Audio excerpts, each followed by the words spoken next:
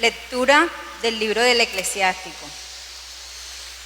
Doy gracias y alabo y bendigo el nombre del Señor. Siendo aún joven, antes de torcerme, deseé la sabiduría con todo el alma. La busqué desde mi juventud y hasta la muerte la perseguiré. Crecía como racimo que madura y mi corazón gozaba con ella.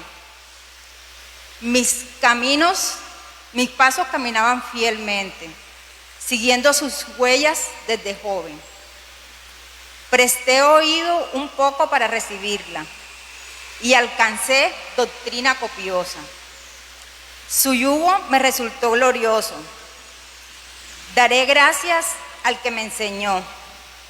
Decidí seguirle fielmente. Cuando la alcance, no me avergonzaré. Mi alma se apegó a ella y no apartaré de ella el rostro. Mi alma saboreó sus frutos y jamás me apartaré de ella. Mi mano abrió sus puertas, la mimaré y la contemplaré. Mi alma la siguió desde el principio y la poseyó con pureza. Palabra de Dios. Los mandatos del Señor son rectos y alegran el corazón.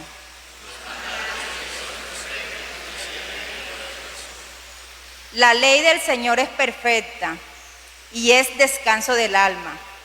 El precepto del Señor es fiel e instruye al ignorante. Los mandatos del Señor son rectos y alegran el corazón. Los mandatos del Señor son rectos y alegran el corazón. La norma del Señor es límpida y da luz a los ojos. Los mandatos del Señor son rectos y alegran el corazón. La voluntad del Señor es pura y eternamente estable. Los mandamientos del Señor son verdaderos y enteramente justos. Los mandatos del Señor son rectos y alegran el corazón. Más preciosos que el oro, más que el oro fino, más dulce que la miel de un panal que destila. Los mandatos del Señor son rectos y alegran el corazón.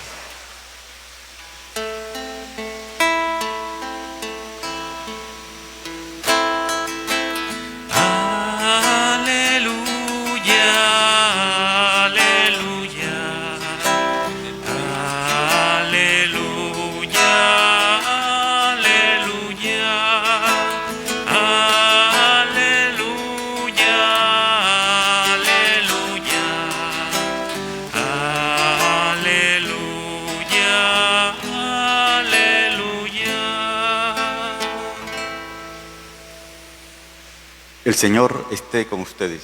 Y con tu espíritu. Lectura del Santo Evangelio según San Marcos. Gloria a ti, Señor. En aquel tiempo, Jesús y los discípulos volvieron a Jerusalén y mientras paseaba por el templo, se le acercaron los sumos sacerdotes, los escribas y los ancianos y le preguntaron: ¿con qué autoridad haces esto? ¿Quién te ha dado semejante autoridad? Jesús le respondió: os voy a hacer una pregunta, y si me contestáis, os diré con qué autoridad hago esto. ¿El bautismo de Juan era cosa de Dios o de los hombres? Contestadme. Se pusieron a deliberar. Si decimos que es de Dios, dirá: ¿y por qué no le habéis creído? Pero como digamos que es de los hombres, tenían miedo a la gente, porque todo el mundo estaba convencido de que Juan era un profeta. Y respondieron a Jesús: no sabemos. Jesús les replicó: pues tampoco yo os digo con qué autoridad hago esto. Palabra del Señor. Gloria a ti, Señor Jesús.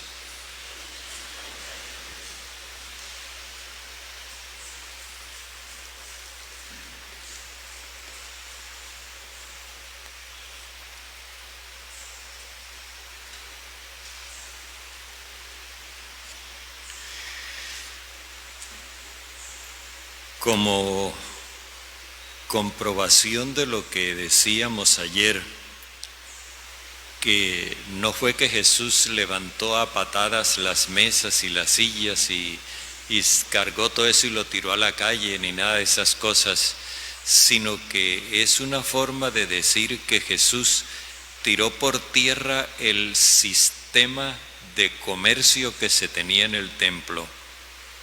Digo, como comprobación de eso, vemos el hecho de que hoy Él se está paseando solo por el templo, anda caminando por el templo y no le echan la policía encima. De haber sido como nosotros lo entenderíamos literalmente, le habrían echado la policía encima. Había una policía del templo que eran la de los levitas, y ellos eran los encargados de guardar el orden y el respeto dentro del templo, pero como vimos ayer, ningún orden ni ningún respeto con semejante centro comercial. Pero eso le convenía a los intereses de los dirigentes religioso-políticos y jurídico-legales, que eran los sumos sacerdotes y los letrados. Hoy nos encontramos con una cosa. Ayer veíamos que los sumos sacerdotes, cuando se enteraron, no se atrevieron a proceder por miedo a Jesús. Ahora, Jesús anda tranquilamente por el templo mostrando que no les tiene miedo a ellos. Jesús está caminando por el templo, mostrándose en definitiva, y se le acercaron los sumos sacerdotes, los letrados y los senadores. Aquí tenemos una enumeración que por allá en el capítulo 8 escuchamos también, pero a la inversa. Primero eran los senadores, después eran los letrados y luego los sumos sacerdotes. Cuando en aquella oportunidad fue cuando se decía que ellos determinaron matarlo y lo iban a matar. Y entonces aparece encabezando la lista el grupo de los senadores. Ahora aparecen al final. ¿Qué es lo que nos quiere decir el evangelista con eso? Que los senadores son el poder en la sombra que está determinando la muerte de Jesús y utiliza a los otros dos poderes para sacar la brasa con mano ajena. Esto es un tejemaneje de poderes que nosotros necesitamos analizar con la perspectiva que nos propone el evangelista para que nos demos cuenta de todo lo que hay en juego. Los sumos sacerdotes, como les dije, representan el poder religioso y a la vez político. Ellos no son solamente dignidades religiosas, también ellos son los jefes políticos del pueblo. Los letrados, a la vez que son los instruidos en Biblia, son los que deciden cuáles son las leyes que hay que aplicar en cada cosa. Así que ellos tienen un carácter a la vez jurídico e intelectual. Y por último, los senadores. Los senadores representan la clase terrateniente de aquella época. Ellos eran los dueños de las tierras fértiles de Israel, de Galilea y de Judea. Ese es el grupo que constituía el Gran Consejo. Los miembros eran 171, pero aquí viene una representación de cada grupo y viene en nombre del grupo que representa. La intención, hacerle una requisitoria a Jesús. Es un interrogatorio. ¿Con qué autoridad haces estas cosas? ¿Cuáles son estas cosas? Lo de ayer. El descrédito con el que él cubrió a la administración del templo. ¿Quién te ha dado semejante autoridad? Y aquí viene como la precisión de la pregunta. Primero le preguntan por cuál es la autoridad que él tiene y ahora le preguntan quién se la dio. Lo importante es esto: ¿de dónde te viene a ti la libertad que te tomas para desacreditarnos a nosotros? Y Jesús entonces les dice: yo les voy a hacer una pregunta. Si me contestan, le voy a decir con qué autoridad hago esto. ¿El bautismo de Juan era cosa humana o cosa de Dios? Respóndanme. Ellos deliberan entre sí y dicen: si decimos que es cosa de Dios, nos incriminamos porque nosotros no le creímos a Juan y él nos va a decir eso. ¿Por qué no le creyeron entonces? No podemos decir que es de Dios, pero decir que es cosa humana, ahora le tienen miedo es a la multitud. Ayer decía que le tenían miedo a Jesús, ahora le tienen miedo a la gente que está pendiente de lo que ellos respondan. Estamos en un espacio público, en el templo, y ver que Jesús, que goza de tanta simpatía popular, está rodeado casi que en una especie de emboscada por los tres poderes, eso enseguida provoca la curiosidad y la gente está allí a la expectativa. Decir que esto era cosa humana, no. Entonces optan por una posición neutral, como en las encuestas esas donde dicen no sabe, no responde. Ellos dicen no sabemos. Aquí se nota su mala fe. Ellos no aceptaron el mensaje de Juan y no lo reconocieron como mensaje de Dios porque ellos no estaban dispuestos a rectificar sus injusticias. Y entonces ahora aparecen como que no tienen opinión respecto de eso. En el fondo la neutralidad es imposible. O ellos están de acuerdo con que Juan era un enviado de Dios, o están de acuerdo con que no lo era. Pero neutrales no son. Y la prueba de que no son neutrales es que ellos permitieron que a Juan lo decapitaran. Ellos sí tenían su postura, pero quieren aparecer como que no tienen las manos metidas en el asunto. No sabemos. Entonces Jesús les replica: pues tampoco yo les digo con qué autoridad hago esto. El acuerdo había sido: si ustedes me responden, yo les contesto con qué autoridad lo hago. No me respondieron, no les respondo yo a ustedes. Pero el evangelista no utiliza el verbo responder, sino el verbo decir. Y esto tiene que ver ya con los discípulos, que entre otras cosas los discípulos no aparecen aquí en el relato. Jesús está solo.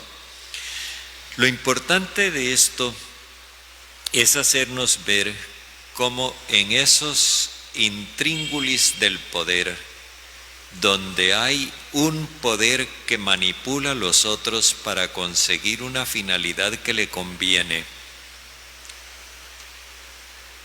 en el fondo los tres poderes fracasan, y no de cualquier manera, sino que fracasan frente a un campesino galileo, carpintero, que no pintaba para nada, y ellos las grandes dignidades del pueblo de Israel. Esto se lo van a cobrar y lo van a cobrar caro. Pero aquí Jesús le está dando a la gente la oportunidad de mirar, de analizar, para que se den cuenta de cuál es el tipo de dirigentes al que siguen. Ese tipo de dirigencia es completamente torcido, retorcido, y es necesario que la gente lo vea. Jesús es consciente de que el cambio que hay que lograr no se va a producir con un empellón. El cambio que hay que lograr se produce con un cambio mental, comenzando por la mentalidad. Y por eso Él simplemente ilustra a la gente, para que la gente decida por su cuenta y no arrastrada por un caudillo, porque eso sería falta de respeto con la gente.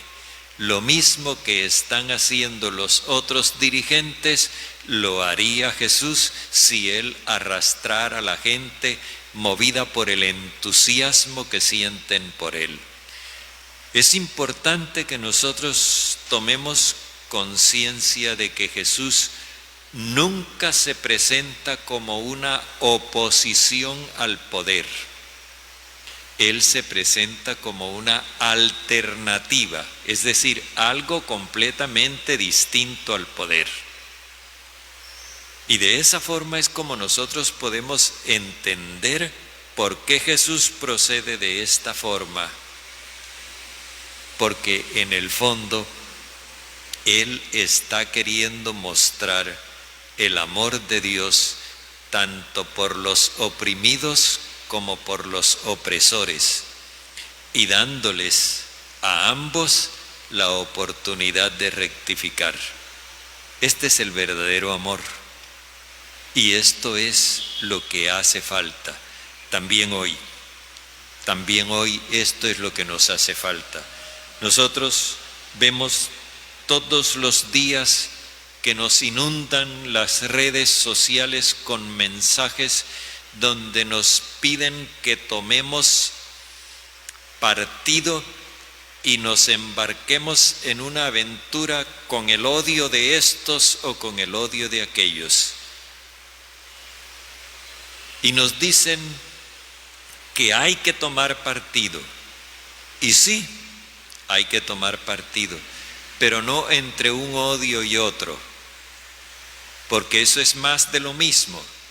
Se trata de tomar partido entre el odio y el amor, que es una verdadera alternativa.